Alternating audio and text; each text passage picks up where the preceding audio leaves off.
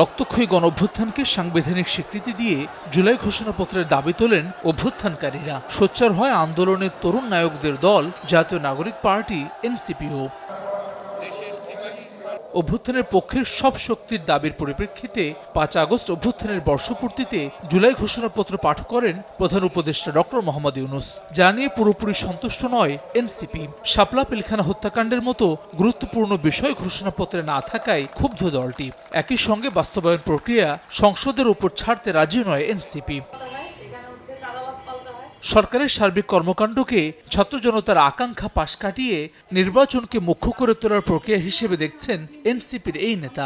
বাংলাদেশে আগেও গণঅভ্যুত্থান হয়েছে, ওই অভ্যুত্থানের চুক্তিপত্র যেহেতু ভঙ্গ হয়েছে, এইখানে আবার চুক্তিপত্র হচ্ছে, স্বভাবতই আমাদের পূর্বতন মেমোরিগুলো ফেরত আসছে এবং আমরা কিন্তু এক ধরনের আশঙ্কার মধ্যে আছি। একটা সময় ছিল গণঅভ্যুত্থানের স্পিরিটটাই আমাদের কাছে মূল লক্ষ্য ছিল। পরবর্তীতে আমরা দেখেছি যে নির্বাচনকে মুখ্য করে তোলার একটা প্রক্রিয়া, এবং সেটার মধ্য দিয়ে বাংলাদেশটা তো প্রায় ৭-৮ মাস ধরে এই আলাপ আলোচনার মধ্য দিয়ে গিয়েছে। শাইনি চুলে এখন হবে সব হেয়ারস্টাইল। সিল্কোর দ্বিগুণ শাইনি চুল প্রতিদিন। দলটির সদস্য সচিব আখতার হোসেনের অভিযোগ, ঘোষণাপত্র চূড়ান্ত করতে পরামর্শ নেয়নি সরকার। একটি দলের রাজনৈতিক ভাষ্যের অনুকরণে তৈরি হয়েছে ঘোষণাপত্র। কয়েকবারই তাদের সঙ্গে খসড়া, ড্রাফট সেগুলো নিয়ে আলাপ আলোচনা হয়েছে, কিন্তু যখন একেবারে জুলাই ঘোষণাপত্র চূড়ান্ত করার সময় আসে, তার আগের কয়েকদিন আমাদের সঙ্গে একেবারেই কোনো যোগাযোগ করা হয়নি।